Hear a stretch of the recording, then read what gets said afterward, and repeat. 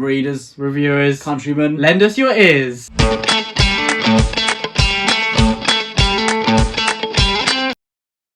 Hello and welcome to the Brothers Gwynne. Today, myself, Ed, and my brother Will are going to be talking about what we read during the month of September. Yes, we it's a are. bit of a bonkers month, wasn't it? It was a bit, wasn't it? Yeah. It was Not sure why. I can't remember why. But Well, you were returning to school, teaching, back to obviously, work. so that shook things up a bit. Less time for reading, obviously been a busy adapting to one. that makes just life seem a bit crazy, doesn't it? It does, yeah. So today we're going to be talking about what we read in September, a few of what we watched as well, and a few other things about the channel. What do we get in up general, to really? in Yeah, September? exactly. So shall I kick us off, Ed? Yeah, please do. Thank you very much. I'm going to lead with The Silmarillion by J.R.R. Tolkien. So obviously Rings of Power, everyone's talking about that. I won't say my thoughts on it, but I wanted to read The Silmarillion. And yes, I absolutely adored it. The Silmarillion is not for everyone, and I really recognise that, but I'm a stats guy. I love histories. I love all that You're stuff. a family tree fella. And the family trees in this are just... It's hard to beat them, isn't it? Well, I wouldn't beat a tree, but... Those family trees are so good, and you've already got a dad joke out of the way this video, Ed. Come on. Well done.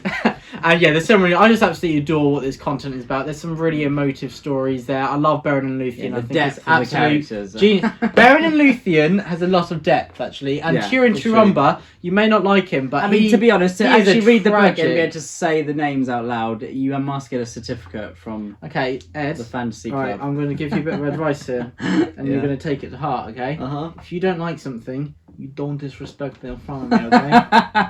I'll give you an offer you can't refuse. Alright. Sorry, I had to bring the Godfather. What do you out think there. of Rings of Power then? We'll talk about that later. Ed. Oh, for me, I talk about something else. I read Sally Rooney's Normal People, so I've now read Sally Rooney, all three of her books, and Normal People is probably the second best. Oh, very nice. Have you got this in hardback? just because you're a teacher. This is my second favourite. I think Conversation with Friends is my first. Beautiful People. Beautiful World. Where I don't know. You don't remember the name. That was great. That was number one. This is number two, and Conversation with Friends. Oh number wow! three, Right. I think. Okay.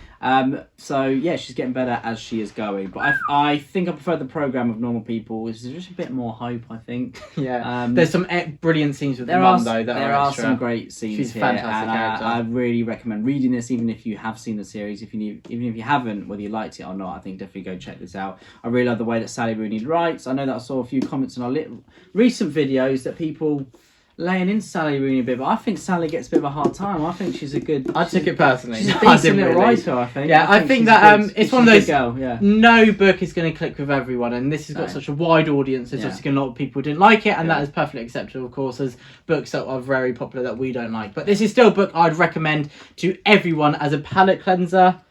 You're just dropping stuff out of there, Ed, randomly. But yeah, so that is Normal People. Yeah, that is Normal People. I really like the main characters. It is a kind of a character study. It is meant to be a romance book. I mean, there's not really much of a romance, to be honest. It's a bit just depressing. It's a bit sad, really, but it's a great book anyway. I really enjoyed it. I think I gave it 4 stars on Goodreads, but yeah, I think it's like the first program law was has my romance, favourite. but yeah, it's not a the romance. romance between Logan and Pharaoh. It's not romance. It's, in the words of Philip Chase, it's action. Right. That's brilliant. Next up, I've got a book that Ed recommended to me, so we've got this little deal going on that we recommend a book, and we have to read it if the other brother reads a book recommended by the other brother. So you liked it. And so I read The Wolf Sea. I've read the first instalment of this series, The Oathsworn. This is historical fiction. The Whale Road, I thought it was an alright book. I didn't like the characters really. There's some great action sequences, some great ideas. Yeah. They're looking for Attila's Horde, which is awesome. But book 2 is a big step up, as Ed said. I really enjoyed it. I do have some big criticisms of this, but the highs are absolutely extraordinary, and I think there's few who can do better dialogue than Robert Lowe. I mean, it's absolutely fantastic. In most books, probably I'd say one of the weakest aspects is the dialogue, but not with Robert Lowe. And yeah, so if you've read all Bernard Cornwell's books... it shouldn't be called Robert Lowe, it should be called Robert High. Robert High. I knew it was going. Second dad joke. Cheers. If you've really enjoyed Bernard Cornwell's writing on Matthew Harvey's, this is obviously a similar period, and I'd say this is more like Giles Christian's writing. Oh, okay, yeah, because it's a lot of the prose is quite lyrical at times, and also I'd say this is a bit more advanced than Bernard Cornwell and Matthew Harvey in the way it's written. I think it's a bit more immersive in terms of the Norse lifestyle, and Robert Lowe tries to achieve different things. I think Matthew Harvey and Bernard Cornwell, I love their novels, and what they go for is that kind of proper adventure feeling. This is a bit more kind of bogged down in the like boots on the ground style. Yeah, and it's a different style, but it clicks with you, doesn't it? Definitely. And I really enjoyed it as well. Yeah, lots of clicking. Good job, computers were invented during the Norse era. Number 3. The next one for me that I read was Boudica Dreaming the Serpent's Spear. This is book 4 of the Boudica series. I know you guys are getting annoyed about me talking about it, but this is the last book now. I finished it, so I will never mention it again. Liar! Psych. I am going to be talking about this all the time. This was an amazing series. I think it possibly could be in my top 2 historical fiction series of all time. What I loved is that Boudica is such a fantastic, powerful feminine figure in this Celtic world. We all know how Boudica ends. It ain't pretty. But the way that Amanda Scott writes it and handles it and has these emotional moments, it is fantastic. This book really, really brought tears to my eyes. 2 or 3 points, and it wasn't even the bits that I would expected to get emotional at. It was just conversations, basically, which I'd been waiting to happen for a long time, and it was so satisfying, so sweet, so somber, and so sad. It's great, though. It's great, though. Next up, I have some non-fiction, The Fall of Carthage by Adrian Goldsworthy. I wanted to learn a bit more about ancient Rome and that whole historical period. And so, yes, it's a bit of a spoiler. It's called The Fall of Carthage. So, it's about the 3 Punic Wars between the great empires of Rome and Carthage. And obviously it ends with the downfall of Carthage. I've said that too many times now. Carthage doesn't sound like a word. Carthage doesn't anymore. It's a great word, but yeah, really, it was really interesting. Adrian Goldsworthy does a great job of laying it all out. I'd say there's bits that weren't as relevant as to what I was looking for, and I'm not as interested in some of the nautical aspects, such as the fleets and stuff. So I skimmed over parts of that. We don't like boats. But I really we don't like boats. I am afraid of the sea, to be fair. But I really enjoyed Jaws. I really enjoyed looking at the political side of this as well. And for anyone who wants to get into this kind of period, I definitely recommend Adrian Goldsworthy. And yes, The Fall of Carthage. Very nice. I mean, when I would play Total War, I'd always listen to a book set in that time period, so that could be pretty cool to listen to. The next one for me was also non-fiction, which is Killers of the Flower Moon, which is a non-fiction about these the murders that were going on in the Osage Nation after oil was discovered on a Native American reservation, and it's all about the FBI's case to solve it. There is a film coming out soon directed by Martin Scorsese with Leonardo DiCaprio in, so I thought I'd read it first. And it's a great non-fiction, lots of twists. I kind of actually, for once, which isn't like me, I actually guessed who the murderer was beforehand.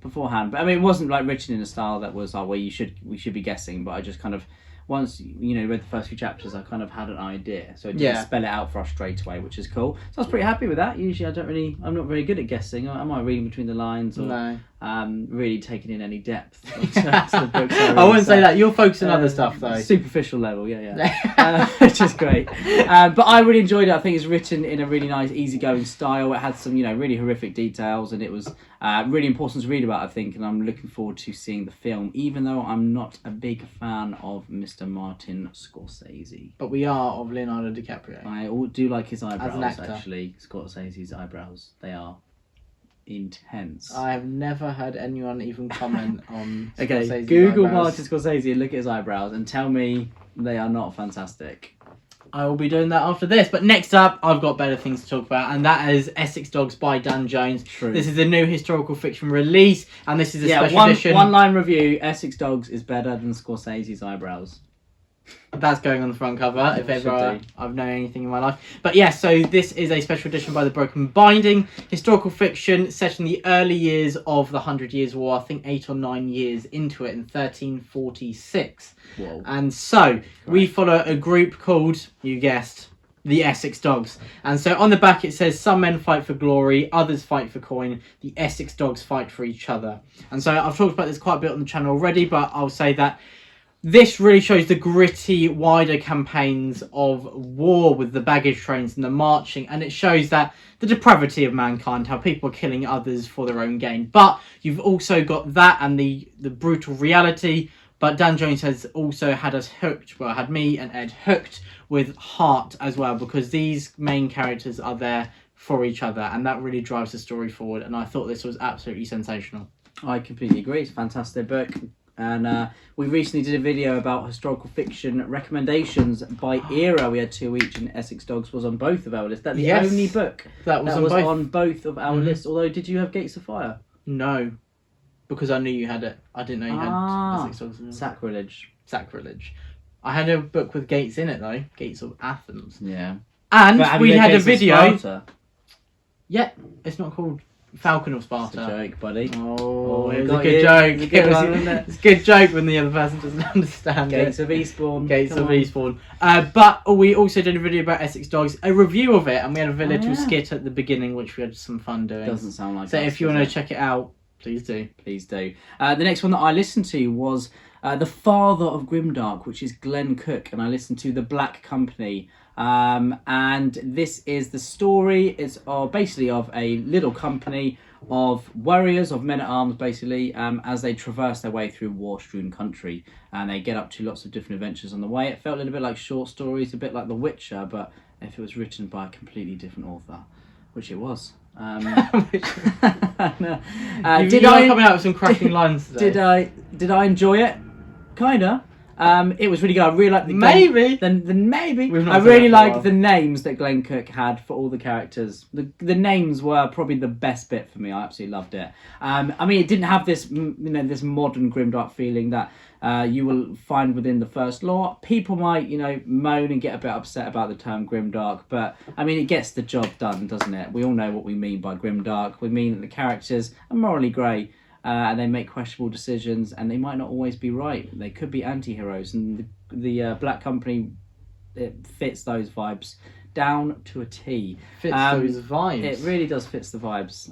If it were the Farseer, he fits the vibes. But the Black Company, I enjoyed it. For the most part, I think it was intriguing. It were enough twists and turns along the way. I think the characterization could have been a lot better. The description was basically not there, so I wasn't. It was single POV. First person, and usually I really like that style of storytelling, but it just felt way too stripped back for my liking. There was no colour. I mean, I know it's grimdark, but it was too grey. There was no colour, no description really of much at all, and I was floundering at times, going between certain characters and just being in that world. I did like the names and I did like what they got up to, but I think I could have enjoyed it more. Okay, next up I have Sword of Kings by Bernard Cornwell. This is the penultimate instalment of the Saxon stories, otherwise known as The Last Kingdoms, that has been adapted onto Netflix. So yes, this is penultimate instalment, the 12th instalment of the series. I really enjoyed this. I say it's of the higher echelons of the series. Some of the middle instalments suffer from that kind of template. Exactly. Thank you, Ed. That template form of every book seems very similar, just with a different name for the bad guy. Mm-hmm. But this is different. It really sets up the stage for the finale. Two bad guys. It really sets up the stage for the finale, and somehow Bernard Cornwell has, with every single book, there is growth with Uhtred. He's old now. He's an aging man. He's not in his prime. Far from it, to be fair. And he's still having to fight these battles. And Bernard Cornwell just does a brilliant job of having him grow as a character. And he goes through some terrible stuff in this book. Poor Uhtred, he's gone through too much, and that is the strength of having a long series, that you feel like you really feel everything. Oh, he's lived a life. He's lived a life. A proper life. And so yeah, I will be talking a lot about the final instalment when I hopefully read it in October. Hopefully we'll be reviewing the whole of the 13 Hopefully we will. Let us know if you'd actually like us to do that in the comments below. Yeah, just let us know. If no one comments. By Harrier Raven, please. The next one that I listened to is probably the greatest palate cleanser of all time. Probably the nicest book I've ever read in my entire life, and it is All Creatures Great and Small by James Herriot. And I loved this so much. I mean, All Creatures Great and Small, the programme, is probably my favourite programme of all time. Tell people what it's about if they don't know. Sorry, it is about a vet in the 1930s, and he passes his veterinary exams in Edinburgh, I believe, in Scotland, and then he heads down and finds a job in Darrowby, which is in the Yorkshire Dales, which is a very a beautiful part of the United Kingdom, up north, basically Stark country. Winterfell land. yeah, Ned Stark. But pretty Stark as well. But yeah, so I really enjoyed this book. It's just this vet basically telling stories about his life, and he lives in this wonderful village in the 1930s, and it's all beautiful, and it's all the characters are so quirky, all the people, and it's all real, and it's just so feel good. The programme is exactly like this, but I mean, it's really funny. I love it. And I listened to it, and it was narrated by the main actor who plays James Herriot in the programme. So I think if anyone needs any feel-good stuff, if you like animals, then honestly watch and read All Creatures Great and Small, because it is just, the nicest book I've ever read in my whole entire life. Very nice. That is hopefully putting it on some people's lists, and I'll be listening to it soon as well. Maybe. And is that you done now? No. No. Wow. I've got two in Audible I'm going to talk about. I'll talk about one at first, as we do. Yeah. Fall of Kings by David Gemmell, the David Gemmell. This was actually also written by his wife, Stella Gemmell, as he sadly passed away whilst writing Fall of Kings, which is the third and final instalment in his Trojan retelling. Did you notice the difference between the writers? That's what I was going to say, is that Stella Gemmell obviously, I can't say that word sometimes, obviously had an absolute grip on the way her husband told stories in his prose, because you cannot tell a difference. And I'd say this is far stronger than the second instalment in the series, which I wasn't very keen on as the first David Gemmell book. That hasn't clicked with me. But Fall of Kings, right back on track, really enjoyed it. Very satisfying conclusion with a lot of these characters, and they're not necessarily nice endings, but it makes sense for the characters, and there's a lot of twists and turns as well. Very nice. And the next one that I read, I've misplaced my copy somehow in the last few days, but it is Blade Undead Again. This is just a comic. I absolutely love Blade. There were loads of news on Twitter recently about the new Blade film with, is it Mahershala Ali? Whoa. Caught you slacking, bro. Caught me slacking. The new film Blade is being rewritten, I believe, by the Moon Knight writer, which I don't know if that's a good or a bad thing. I mean, if you even think about the original Blade movies, they are hard to be topped. They're absolutely probably the greatest comic book character entrance of all time, when he's in that proper nightclub, that house club, and he just starts slaying vamps, which is pretty cool. But yeah, he's awesome, and I hopefully the film is good. I don't know if I rate Mahershala Ali too highly at the moment. I haven't seen too much stuff of him in Green Book. Yeah, he's good in it, but he's won 2 Oscars. I mean, Wesley Snipes is one of the coolest mother truckers. But probably what I say is I think Mahershala Ali is an absolutely incredible actor, but I'm not sure if he's got that kind of hard gravitas. Yeah, and obviously Wesley Snipes was a proper martial artist as well. He was going to have a fight with Joe Rogan, so was he? Yeah, wow. when he knew he was going to go to prison, he was like, I need to make some. Do you not? He went. Okay, I'll. We'll talk about this out. Yeah, it's a great story on the Joe Rogan podcast about him talking about how they organised this fight, and it's gonna be great. But Joe Rogan would have destroyed him. But anyway, I really enjoyed this comic book, and there's some great cameos there. Wolverine makes an appearance, and if you're excited about Wolverine since you heard about the Deadpool 3 announcement, then this is definitely a comic worth checking. It's a George Michael song that plays over before you go. Yeah, so funny. Their humour is brilliant. Yeah, brilliant. Have you seen Deadpool movies? No, you should. Honestly, you'd enjoy them. I'll try them out. Yeah, you should. And next up, I have Gideon the Ninth, which I've heard so much hype about, and so well deserved. It was well deserved. I wouldn't say I absolutely adored it, but I really enjoyed it. I think it's one of those that it's a guaranteed enjoyable read for almost all fantasy readers. Yeah. So this is sci-fantasy because it's got sci-fi elements, but it's fantastical as well. And so it's very quirky, very funny. There's a lot of humour, but like Kings of the Wild, it's got a lot of depth hidden beneath. I prefer Kings of the Wild, but Gideon the Ninth does have a lot of depth and character development going on alongside the humour, which is what you need. I think films and books can often fall into the trap of having too much humour to the detriment of that.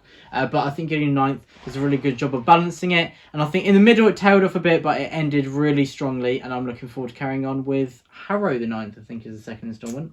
Is it Harrow or Nona? Harrow, I think. And Nona might be the third. Yeah. Very nice. Very cool. Right, so that's all mine. Yeah. So now we're going to talk about. We're just going to talk about before we get to what we watched. Yeah.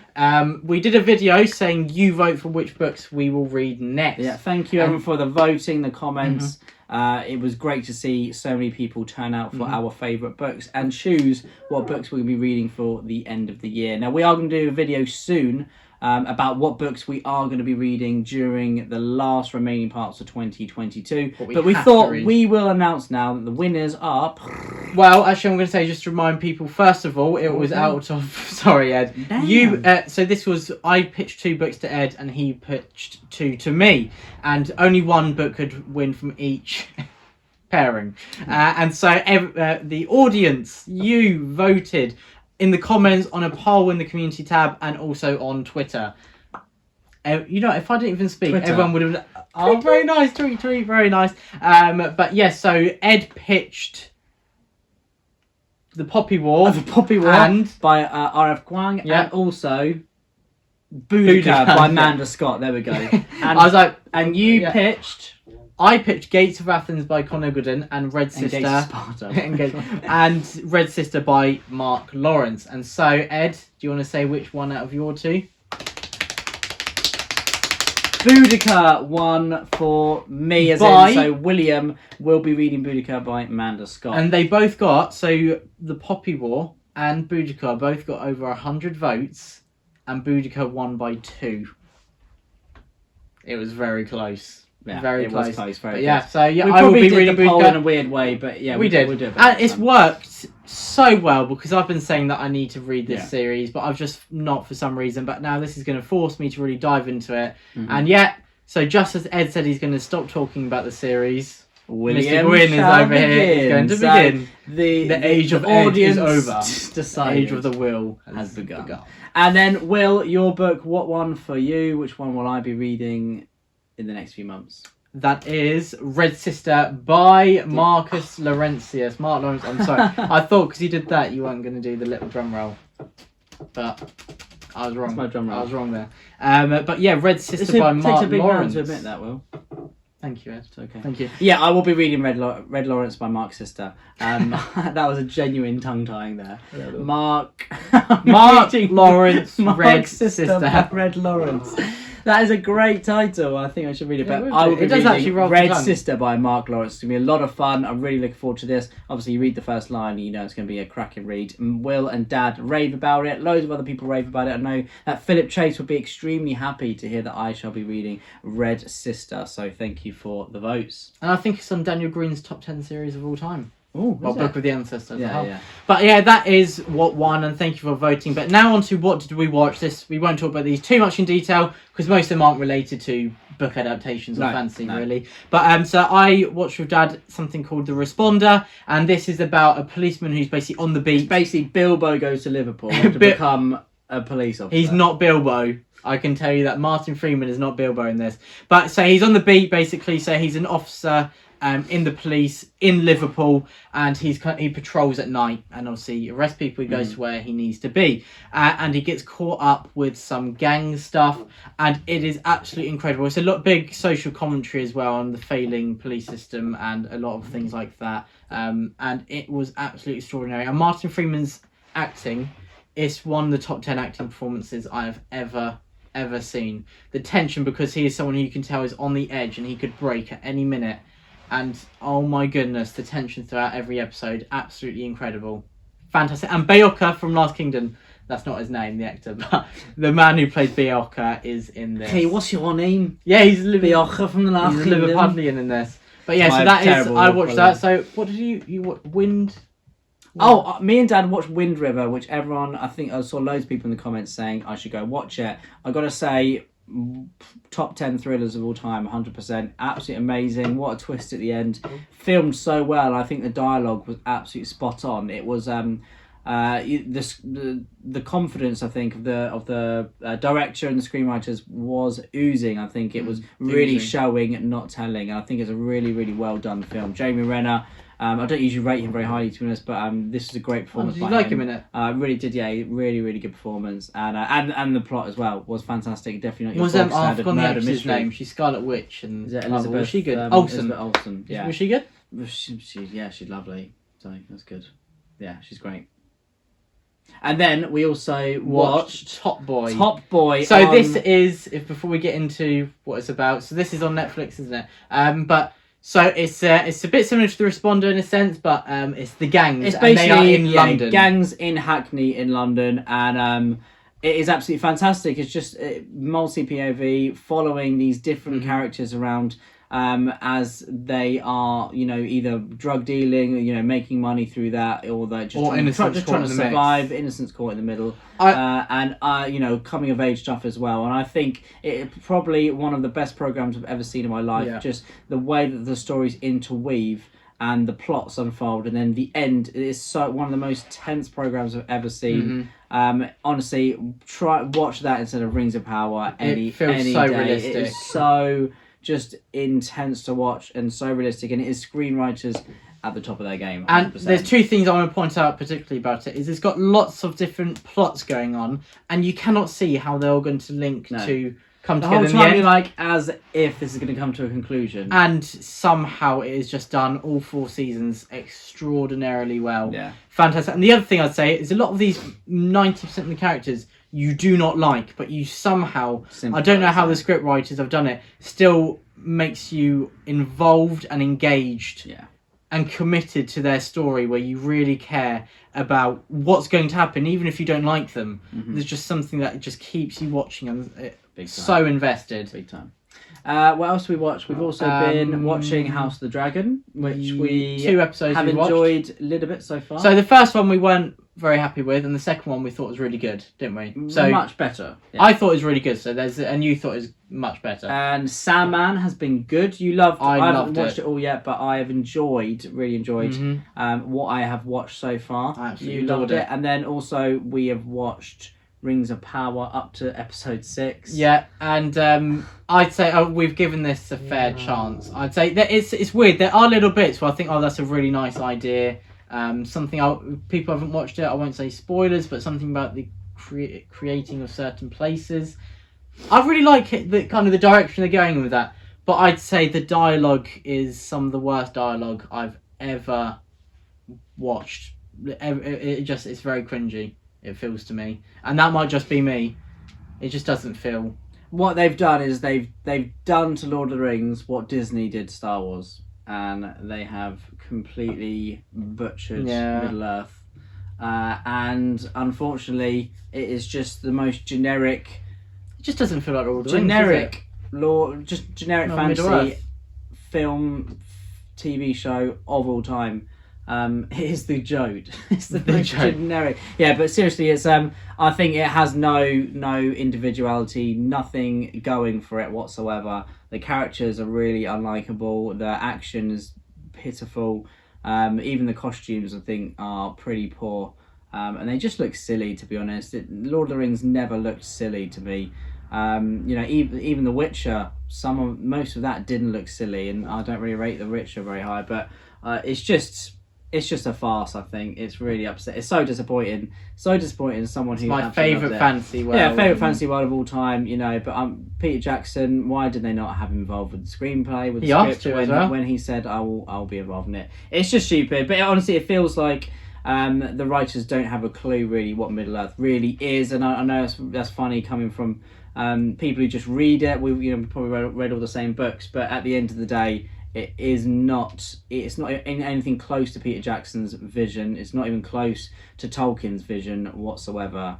And I think it's got no individuality. We were watching it, and we were all saying the next line. It follows a pattern of beats, and doesn't it? The beats are just generic, normal storytelling. Well, poor storytelling from a fantasy show that you probably watch, you know, in And it the, has in the so day much in the potential. daytime when you're off school, when you're feeling ill, and it's on some channel you've never seen before. That's with a budget of £12. It's just terrible. Oh, you can tell there's a lot of money put into No, it, I'm but saying it's not been put in the right places. The level Yeah. of it is the level of that Yeah. kind of fantasy show. Because there are some amazing shots. Honestly, if you want to watch a good But- fantasy show, go watch Merlin. That is the best fantasy I show love out there, Merlin so 100%. And I know a lot of people have really enjoyed the action in episode 6. I didn't like how the cavalry are charging when they're 4 I hours didn't away. like any of it. They're galloping 4 hours away, which The really horses are confused dead. me. Yeah, they would be. It was all meant to dead. be a Helm's Deep And- moment. And also, Merlin has a village action sequence, which Exactly I the think is better. same, much better. It's better, yeah. Much better. I mean, the orcs. There were 25 orcs. They and do look good, the orcs, No, they but- brought that. They look good, but they brought their own little battering ram to knock down a pub door. I mean, are they that desperate to get into Weatherspoons? This is the last thing I'm going to say before we move on. It's Because shit. it really just upset me. So a character has a fight with a big orc. We Yeah. won't say because of spoilers. Why would you not just... They just throw him about 15, 16 times instead of killing him because they've just seen this elf kill 4 of their It mates. looks like you and me when we wrestle. We agree not to kill each other. It's mad. It's mad. Stupid. It's mad. But I'm genuinely glad that a lot of people are enjoying it because it means that there'll be more fantasy shows made, but it's just obviously not for us.